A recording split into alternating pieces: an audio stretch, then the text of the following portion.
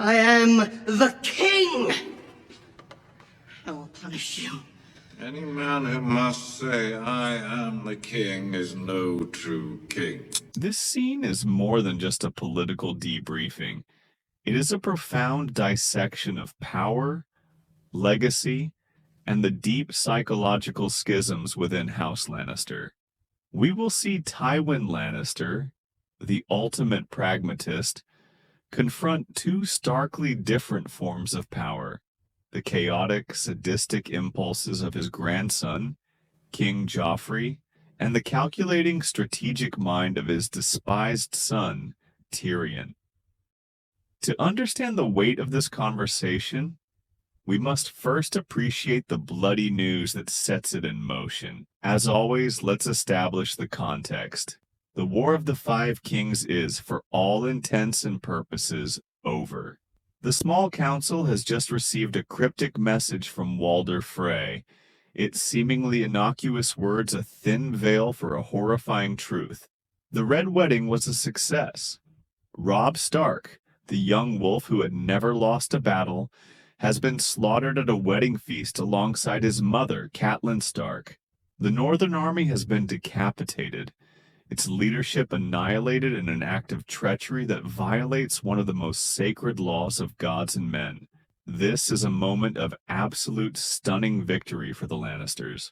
It has been achieved not on the battlefield, but through a brutal, calculated betrayal that has horrified the realm, but decisively secured their power. The mood in the chamber should be one of triumph. But as we are about to see, victory means very different things to the men who now rule the Seven Kingdoms. The scene opens with Tyrion's arrival. He finds his nephew, King Joffrey, pacing the room, manic with energy, excited and grinning.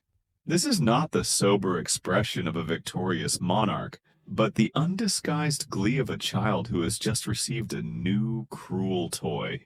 After Tyrion deciphers the coded message, Joffrey wastes no time in revealing the bloody truth with relish. Robb Stark is dead. And his bitch mother. His reaction is immediate and visceral. There is no thought of the political ramifications, no consideration for the consolidation of power. His mind goes directly to sadism.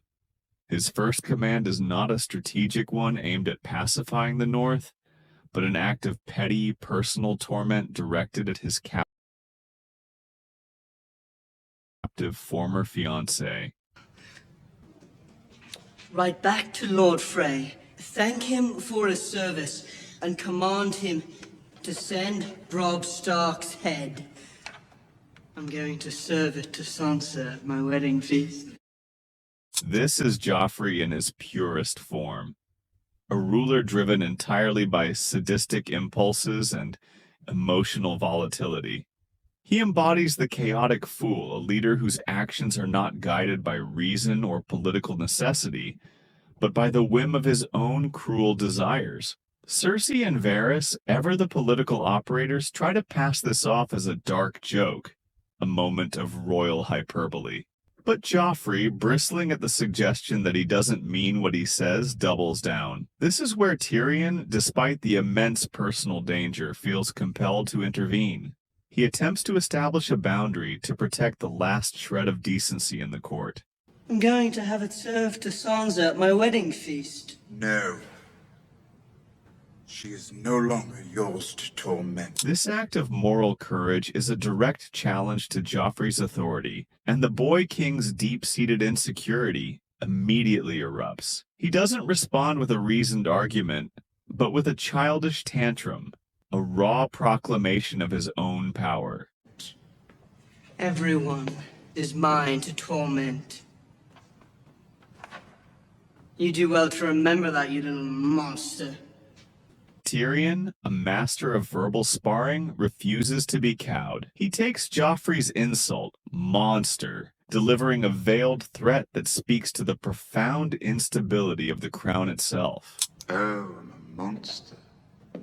Perhaps you should speak to me more softly then. Monsters are dangerous, and just now, kings are dying like flies. The room falls silent. Tyrion has just invoked the recent violent deaths of Renly Baratheon and Robb Stark, reminding everyone in the room, especially Joffrey, of his own mortality. It's a breathtakingly bold move. Joffrey, momentarily stunned by this intellectual checkmate, can only resort to the threat of brute force. I could have your tongue out for saying that. But it is too late. The challenge has been made, and the true power in the room is about to assert itself. Throughout this entire exchange, Tywin Lannister has remained silent, watching. His face is a mask of cold contempt. Now, as Joffrey continues his tantrum, screaming, I am the king! I will punish you. Any man who must say, I am the king, is no true king. With this single devastating sentence, Tywin completely invalidates Joffrey's entire understanding of power. He teaches him that true authority is not proclaimed, it is demonstrated, it is inherent, recognized by others, and does not need to be announced. This line is the ultimate dismissal of Joffrey's chaotic, insecure brand of rule. Tywin follows this by terminating the discussion. The king is tired. See him to his chambers. Come along. I'm not tired.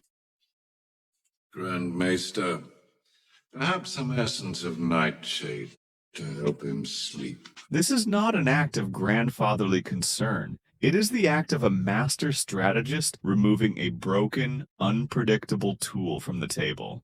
Joffrey is a chaotic element to be sedated and controlled, not a king to be consulted.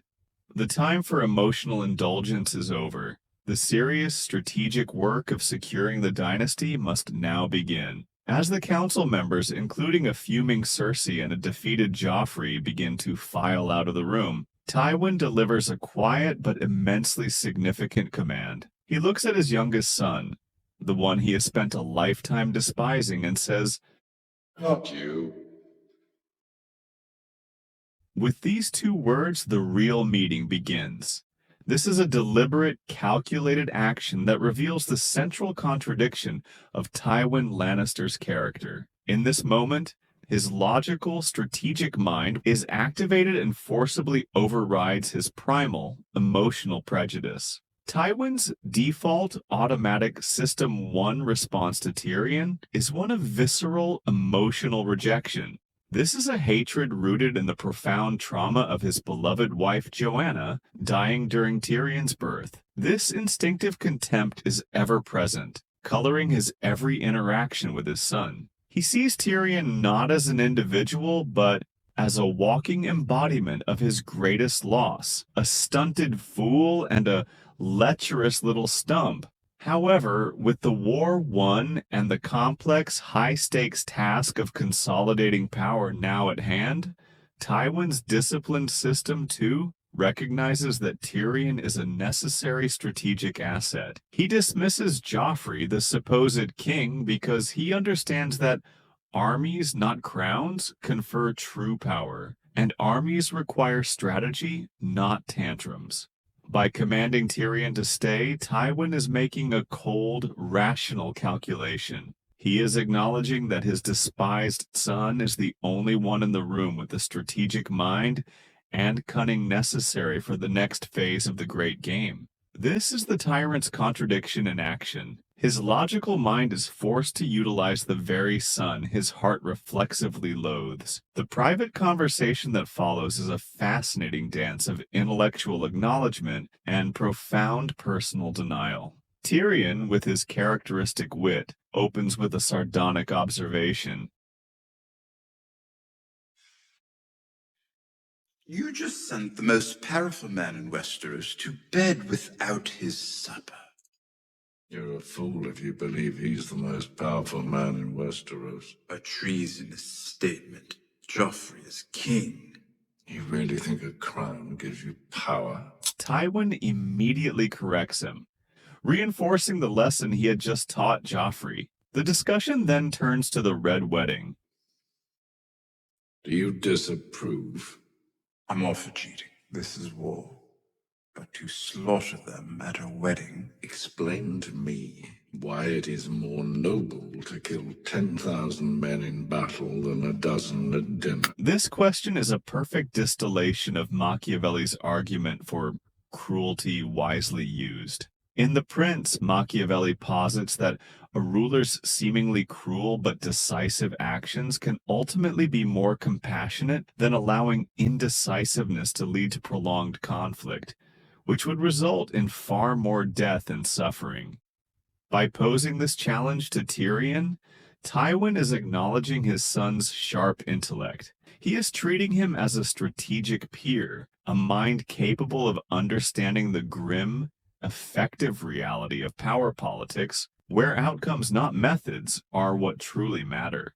Having established the brutal logic of his victory, Tywin outlines the next phase of his grand strategy. All the Stark men are dead. Winterfell is a ruin. Roose Bolton will be named Warden of the North until your son by Sansa comes of age. The duty to bed Sansa and produce an heir is once again placed squarely on Tyrion's shoulders. This is the point where Tyrion's simmering moral outrage boils over. Do you think she'll open her legs for me? After I tell her how we murdered her mother and brother? One way or another, you will get that girl pregnant. Not rape her. The horror of the command, coming directly after the news of the atrocity, pushes Tyrion to his breaking point. For a person whose entire identity has been shaped by his father's conditional acceptance and constant commands, this refusal is a vital, self-affirming act. It is an attempt to counter the pervasive helplessness that has defined his life, a product of the chronic interpersonal trauma inflicted by his father. He is establishing a moral boundary that Tywin's tyrannical authority cannot cross.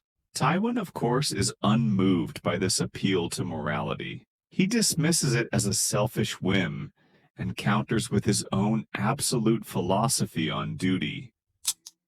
The house that puts family first will always defeat the house that puts the whims and wishes of its sons and daughters first.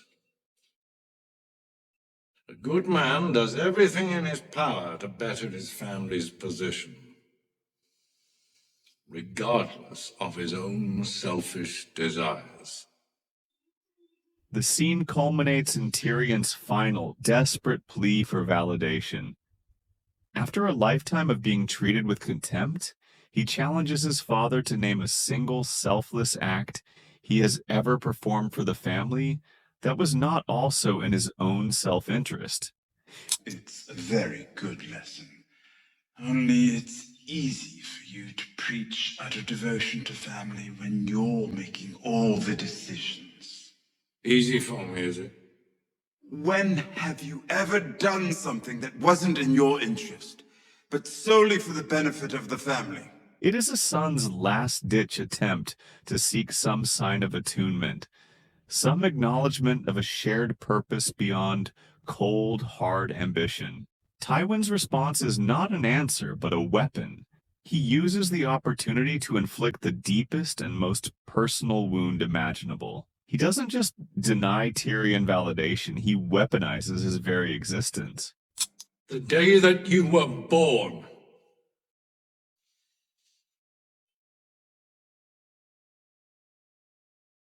I wanted to carry you into the sea and let the waves wash you away.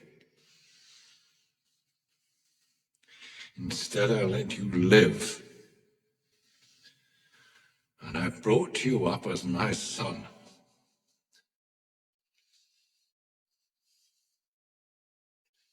Because you're a Lannister. This is the ultimate denial of a father's blessing. In this moment, Tywin fully embodies the shadow archetype of the king, the tyrant.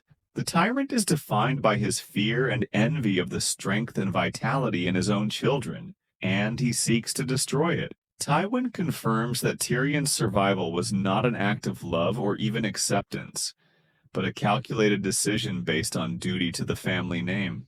Tyrion's existence is framed as a burden Tywin chose to bear, a constant reminder of his greatest loss. This chronic emotional invalidation is the source of Tyrion's developmental trauma, creating a deeply imprinted sense of worthlessness. Tywin acknowledges his value as a Lannister asset, but denies him any value as a son, a man, or a human being. Tywin Lannister's political success was built on the foundation of his disciplined, logical mind. His downfall, however, was sealed by his inability to overcome his primal, prejudiced hatred for his son. This scene is the perfect illustration of that fatal contradiction. He leverages Tyrion's competence to win his wars and secure his dynasty, but simultaneously uses the tyrant's shadow to humiliate and degrade him personally. He treated his most capable son not as an heir to be affirmed, but as a tool to be exploited. By consistently denying Tyrion the king's blessing and any true sense of familial belonging, Tywin ensured that this despised but brilliant son would eventually be driven to an act of ultimate rebellion. Tywin's unwavering projection of contempt, his inability to see past his own prejudice, became his fatal blind spot. It blinded him to the growing rage and desperation in his son, a rage that would culminate in a crossbow bolt in the privy. In the end, the master strategist was undone not by a rival army, but by the emotional consequences of his own tyranny. He won the war, but in this room, in this conversation, he sealed the fate of his own legacy. So, if you have made it so far, thank you so much. Leave your suggestion in the comments.